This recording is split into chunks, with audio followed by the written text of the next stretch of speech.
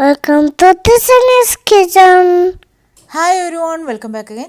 ഇന്ന് നമുക്ക് ചായക്കടയിൽ സുലഭമായിട്ട് കിട്ടുന്ന ഉണ്ട അല്ലെങ്കിൽ ഉണ്ടംപൊരി, കായപ്പം എന്നൊക്കെ പറയുന്ന ഈ ഒരു സ്നാക്ക് വളരെ പെർഫെക്റ്റ് ആയിട്ട് നല്ല സോഫ്റ്റ് ആയിട്ട് ഹോട്ടലിൽ കിട്ടുന്ന അതേ രുചിയിൽ വീട്ടിൽ എങ്ങനെയാണ് തയ്യാറാക്കിയെടുക്കുന്നതെന്ന് നോക്കാം.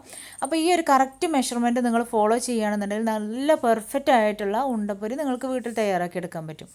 അപ്പോൾ ആദ്യം തന്നെ ഞാൻ ശർക്കരപ്പാനി റെഡിയാക്കി എടുക്കുകയാണ്. ഒരു 4.5 അച്ച് ശർക്കരയും അതിലേക്ക് 1/2 കപ്പ് വെള്ളമാണ് ചേർത്തിട്ടുള്ളത്. അപ്പോൾ അങ്ങനെ മെൽറ്റ് ചെയ്ത് മാറ്റി വെച്ചിട്ടുണ്ട്. ഇനി നമുക്കൊരു ബൗളിലേക്ക് 1 കപ്പ് മൈദയും 1/2 കപ്പ് റവ എടുത്തിട്ട് അതിൽ നിന്ന് 2 ടേബിൾ സ്പൂൺ ഒഴിവാക്കുക. എന്നിട്ട് ബാക്കിയുള്ള റവ ഇതിലേക്ക് ചേർത്ത് കൊടുക്കുക. ഇനി 2 പിഞ്ച് മഞ്ഞളും 1 പിഞ്ച് ഉപ്പുമാണ് വേണ്ടത്. അതും കൂടെ ഇതിലേക്ക് ചേർത്ത് കൊടുക്കാം. ഇനി നമുക്കിത് നന്നായിട്ടൊന്ന് മിക്സ് ചെയ്ത് കൊടുക്കാം. ഇനി ശർക്കരപ്പാനി നമ്മൾ ഇതിലേക്ക് എടുക്കുന്നത് 1 കപ്പ് ശർക്കരപ്പാനിയാണ്. അപ്പോൾ ഇത് നമുക്ക് ഇളം ചൂടോടുകൂടി വേണം ചേർത്ത് കൊടുക്കാൻ വേണ്ടിയിട്ട്. ശ്രദ്ധിക്കുക, ചൂടോടുകൂടി തന്നെ ഒഴിച്ചു കൊടുക്കുക. ഭയങ്കര ചൂടല്ല, ഇളം ചൂടിൽ ഒഴിച്ചു കൊടുക്കുക. നന്നായിട്ട് മിക്സ് ചെയ്ത് കൊടുക്കുക. അപ്പോൾ അല്പാൽപമായിട്ട് ചേർത്ത് നമുക്കിതിലേക്ക് മിക്സാക്കി കൊടുക്കാം. ഇതും കൂടെ മിക്സ് ആക്കിയതിന് ശേഷം നമുക്ക് കുറച്ച് കാര്യങ്ങളും കൂടെ ഇതിലേക്ക് ചേർത്ത് കൊടുക്കാനുണ്ട്. അപ്പോൾ ബാക്കി ശർക്കരപ്പാനി അവിടെ ഇരിക്കട്ടെ, നമുക്ക് ആവശ്യമുള്ളത് തന്നെയാണ്. അപ്പോൾ അത് നമുക്ക് ഒരു സൈഡിലേക്ക് മാറ്റി വെക്കാം. ഇനി നമുക്ക് ഇതിലേക്ക് വേണ്ടുന്ന പഴം ഒന്ന് അരച്ചെടുക്കാം. അപ്പോൾ ഞാനിപ്പോൾ ഇവിടെ 3 രസകദളിയാണ് എടുത്തിട്ടുള്ളത്. അപ്പോൾ ചെറുപഴം എടുക്കുക. ഇനി ഇതിലേക്ക് ഞാൻ ചേർത്ത് കൊടുക്കുന്നത് ഒരു 2 ടീസ്പൂൺ ഏലക്കായ പൊടിച്ചതും 1 ടീസ്പൂൺ ചെറിയ ജീരകം പൊടിച്ചതുമാണ് ചേർത്തിട്ടുള്ളത്. ഇതെല്ലാം കൂടെ ചേർത്ത് നമുക്കൊന്ന് അരച്ചെടുക്കാം. ഇനി നിങ്ങൾക്ക് പൊടിച്ച് വെച്ചിട്ടുള്ള ചെറിയ ജീരകം ഇല്ലെങ്കിൽ ചെറിയ ജീരകം അങ്ങനെ ചേർത്ത് കൊടുത്താലും മതി. ഇല്ലെന്നുണ്ടെങ്കിൽ ഇത് അരക്കുന്ന സമയത്ത് അങ്ങനെ ചെറിയ ജീരകവും ഏലക്കായും അങ്ങനെ ഇട്ട് ഒന്നിച്ച് അരച്ചെടുത്താലും മതി കേട്ടോ.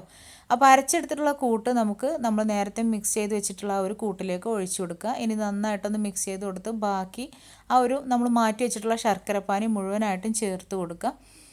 ഇപ്പോൾ ഞാനിതിലേക്ക് 2 ടേബിൾ സ്പൂൺ മൈദ കൂടെ ചേർത്ത് കൊടുത്തിട്ടുണ്ടായിരുന്നു കേട്ടോ, എക്സ്ട്രാ. ഇനി ഇതിലേക്ക് ബേക്കിംഗ് സോഡയാണ് ചേർത്ത് കൊടുക്കുന്നത്. മൊത്തം ഞാനിവിടെ 1/2 ടീസ്പൂൺ ബേക്കിംഗ് സോഡയാണ് എടുത്തിട്ടുള്ളത്. എന്നിട്ട് നന്നായിട്ട് കൈ വെച്ച് ഇതുപോലെ അടിച്ചെടുക്കണം. അപ്പോൾ അങ്ങനെ അടിച്ചെടുക്കുമ്പോഴാണ് നമുക്ക് നല്ലതായിട്ട് ഇത് സോഫ്റ്റ് ആയിട്ട് കിട്ടുക കേട്ടോ. അപ്പോൾ മാവ് ഇവിടെ റെഡി ആയിട്ടുണ്ട്. ഇനി ഇത് നമുക്കൊരു 2 മണിക്കൂറൊന്ന് മാറ്റി വെക്കാം. ഇപ്പോൾ 2 മണിക്കൂറിന് ശേഷം നമ്മളെ മാവ് ഇതാ നല്ല സോഫ്റ്റ് ആയിട്ട് ഇവിടെ റെഡി ആയിട്ടുണ്ട്. അപ്പോൾ നല്ലതായിട്ട് പെർഫെക്റ്റ് ആയിട്ട് ആ ഒരു കറക്റ്റ് പരുവത്തിൽ കിട്ടിയിട്ടുണ്ട്. ഇനി നമുക്ക് കൈ ഒന്ന് നനച്ചെടുത്തതിന് ശേഷം നമുക്ക് ഇതിൽ നിന്ന് മാവ് കുറേശ്ശെ എടുത്ത് ചൂടായിട്ടുള്ള എണ്ണയിലേക്ക് ഇട്ട് ഫ്രൈ ചെയ്തെടുക്കും. അപ്പോൾ നമ്മൾ മാവ് ഇടേണ്ടുന്ന രീതി എന്ന് പറയുന്നത് ഇങ്ങനെ കയ്യിൽ എടുത്തിട്ട് ഒന്ന് ബോളാക്കിയതിന് ശേഷം ഈ ഒരു തള്ളവിരലും ചൂണ്ടുവിരലും വെച്ചിട്ടുള്ള ഈ ഒരു ഭാഗം നമുക്ക് ഇതുപോലെ ബോളാക്കിയിട്ട് ഇങ്ങനെ പ്രസ് ചെയ്തിട്ടാണ് ഇട്ട് കൊടുക്കേണ്ടത്. അപ്പോൾ ഈ രീതിയിലാണ് കേട്ടോ എണ്ണയിലേക്ക് ഇട്ട് കൊടുക്കേണ്ടത്. അപ്പോൾ നമുക്ക് ഫ്രൈ ചെയ്ത് തുടങ്ങാം. അപ്പോൾ എണ്ണ നല്ലതായിട്ട് ചൂടായിട്ടുണ്ട്. ഇതിലേക്ക് നേരത്തെ ഞാൻ കാണിച്ചതുപോലെ തന്നെ ഇതുപോലെ ബോളാക്കി ഇട്ട് കൊടുക്കാം. ഓരോ ബോൾ പിടിക്കുന്ന സമയത്തും നമ്മൾ കൈ നല്ലതായിട്ട് നനച്ച് കൊടുക്കണം. ഇല്ലെന്നുണ്ടെങ്കിൽ കയ്യിൽ നന്നായിട്ട് ഒട്ടിപ്പിടിക്കും. അപ്പോൾ മാവിൻ്റെ ആ ഒരു ലൂസും കറക്റ്റൊക്കെ നിങ്ങളിതിൽ നോക്കണം കേട്ടോ. ഈ ഒരു ലൂസിൽ തന്നെ നമുക്ക് കിട്ടണം. ടൈറ്റായി പോയി കഴിഞ്ഞാൽ ആ ബോണ്ട ഭയങ്കര ഒരു ടൈറ്റായിരിക്കും. അപ്പോൾ ഈ ഒരു രീതിയിൽ തന്നെ മാവ് കുഴച്ചെടുക്കുക. പിന്നെ നമ്മൾ ബോണ്ട ഈ ഒരു ഓയിലിലേക്ക് ഇട്ട് കഴിഞ്ഞാൽ, ഈ ഒരു ഉണ്ട ഓയിലിലേക്ക് ഇട്ട് കഴിഞ്ഞാൽ നല്ലതായിട്ട് ഫ്ലെയിം മാക്സിമം കുറച്ച് കൊടുക്കണം. എന്നിട്ട് വേണം ഇത് ഫ്രൈ ചെയ്തെടുക്കാൻ വേണ്ടിയിട്ട്. ഇല്ലെങ്കിൽ അതിനകമൊന്നും നല്ലതായിട്ട് കുക്കായി കിട്ടില്ല. അപ്പോൾ നല്ലതായിട്ട് ലോ ഫ്ലെയിമിലിട്ട് സമയമെടുത്ത് ഫ്രൈ ചെയ്തെടുത്തിട്ടുള്ള നമ്മുടെ ആദ്യത്തെ ആ ഒരു ഉണ്ട ഇവിടെ റെഡി ആയിട്ടുണ്ട്. കണ്ടില്ലേ, നല്ല പെർഫെക്റ്റ് ആയിട്ട് നല്ല സൂപ്പറായിട്ട് നമ്മൾ ചായക്കടയിൽ ആ ഒരു ചില്ലുകൂട്ടിലൊക്കെ കാണുന്ന ആ ഒരു ഉണ്ട തന്നെ നമുക്ക് റെഡി ആയിട്ട് കിട്ടിയിട്ടുണ്ട്. അപ്പോൾ നമുക്ക് മുഴുവൻ മാവും ഇതുപോലെ ഫ്രൈ ചെയ്തെടുക്കാം.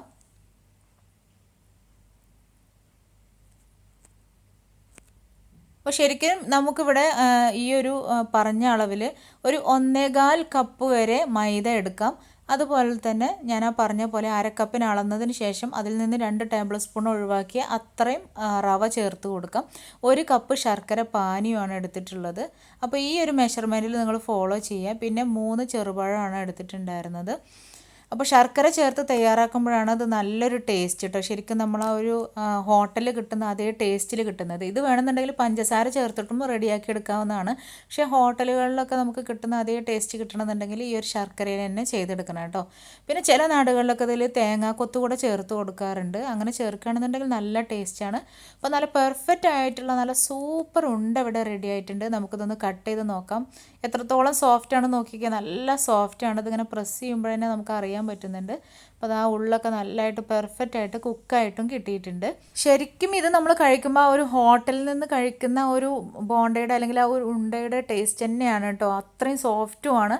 തീർച്ചയായിട്ടും നിങ്ങളിതൊന്ന് ട്രൈ ചെയ്ത് നോക്കണം. ഇതേ മെഷർമെൻറ്റ് എടുത്തിട്ട് ഇതേ രീതിയിൽ തന്നെ ഫോളോ ചെയ്യുക. നിങ്ങൾക്ക് ഉറപ്പായിട്ടും ഇത് പെർഫെക്റ്റ് ആയിട്ട് കിട്ടും, ഞാൻ ഉറപ്പ് പറയുകയാണ്. അപ്പോൾ തീർച്ചയായിട്ടും ട്രൈ ചെയ്ത് നോക്കി ഫീഡ്ബാക്ക് അറിയിക്കാൻ മറക്കരുത്. വീണ്ടും നെക്സ്റ്റ് വീഡിയോയിൽ കാണാം ഇൻഷാ അല്ലാ. Thank you.